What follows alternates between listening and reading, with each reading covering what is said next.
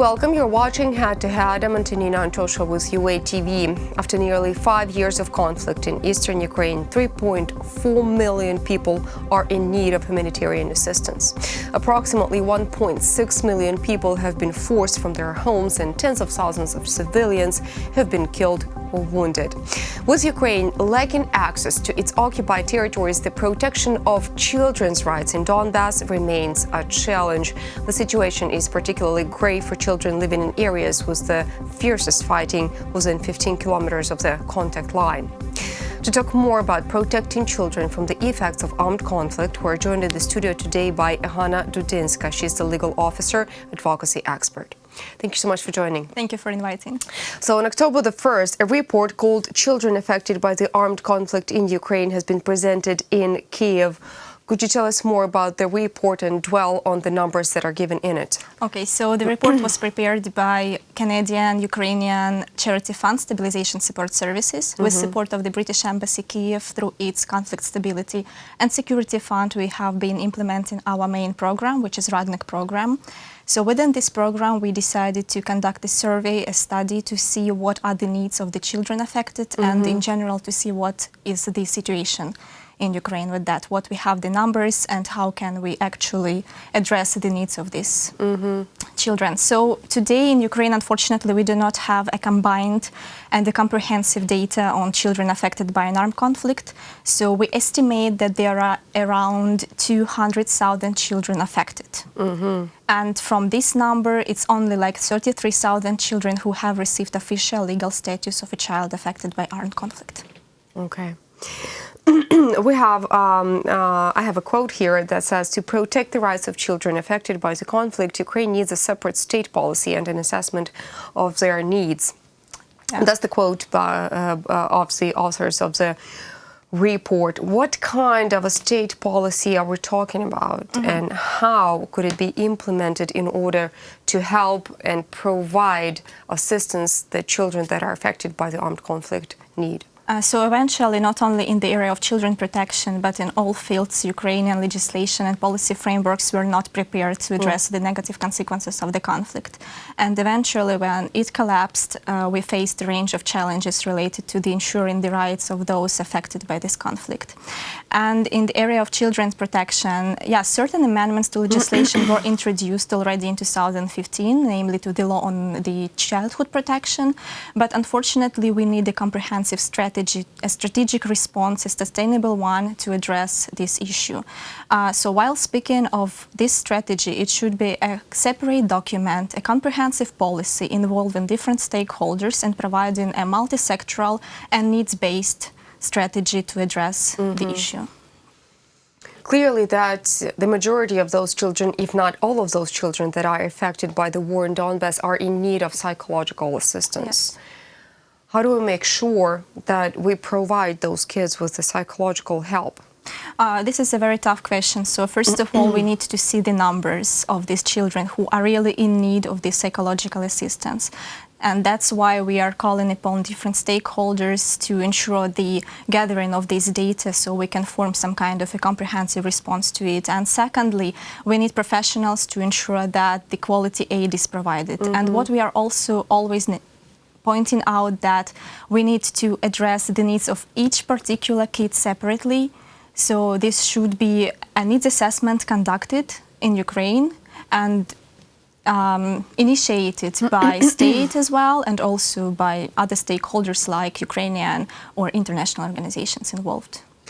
A lot of the kids trapped in the conflict in Donbas are lacking access to education, which is probably one of the most controversial issues that Ukraine is facing, because this is the young generation that is going to grow up and be a part of Ukrainian society. Is there a way to deal with this problem? Yeah, of course. And during our event, during the presentation itself, it has been pointed out several times the lack of access to education of the children who are currently residing in the occupied territories. So what can we provide to them to ensure that they have an opportunity to exercise and to fully enjoy their right to education? So the response has been provided. These children have a possibility to pass independent testing in Ukraine, and also there is a separate system for these kids. They can go to special specially created centers, Donbas, Ukraine, and Crimea, Ukraine, for kids currently residing in occupied Crimea, and to pass 3 exams and to enter Ukrainian university. But of course, we understand that there is a lack of awareness even among those children residing in the occupied territories. So what we are doing from our side as a charity fund, we are producing information materials, distributing them at the checkpoints, trying to explain in the easy way how is it possible to these kids to go to Ukraine and to get an opportunity to exercise their rights. Well, there have been reports that Russian-backed militants usually force kids living near the contact line to build fortifications and stuff like that. Do you have any proof that it's true, or maybe you have proof that it's not true? Have you personally come about any of private stories like that? Do you mean these instances of forced recruitment by the forces? So yes, sometimes we do find this information in the reports of international organizations. We ourselves do not prepare this kind of reports, but eventually you can come up through them. Again, like, we do not have an access to the occupied territory, so we are not conducting our activities there, so we cannot ensure that the information we receive is 100% reliable on our side. So I personally cannot provide any specific information on that. Okay, well, Donbas is a big territory of Ukraine, right? There are clearly some regions that are more in need of getting humanitarian assistance than the others. So which are those that are in urgent need of assistance? Yeah, so of course, like, while speaking about the occupied Donbas, we always go to the gray zone and we speak about the needs of the children currently living in the gray zone. And even during our presentation, we had a video on that. And yes, this is one of the main focuses I personally believe should be addressed. And in general, yes, even receiving today information from Donetsk and occupied and other occupied cities, we receive data that, yeah, children can go to school and children are kind of trying to live normal life there, but we all understand what does it mean to be under the occupying power and to live under pressure, always being afraid of your life and the life of your parents and family. Okay, let's imagine that the conflict is over and the currently occupied territories are being reintegrated back into the mainland Ukraine. What needs to be done to help those children reintegrate into the normal society? So again, it's a very complex issue, and we believe that a multi-sectoral approach should be used in this case. So except for school and parents, who's supposed to be taking part in the progress? Well, eventually, when it comes to reconciliation and peace-building programs, all the stakeholders involved are also the state itself, the government, the key ministries, the Ministry of Education, Ministry of Health, the newly created Ministry for Veterans, Temporarily Occupied Territories and IDPs as well, Ministry of Social Policy.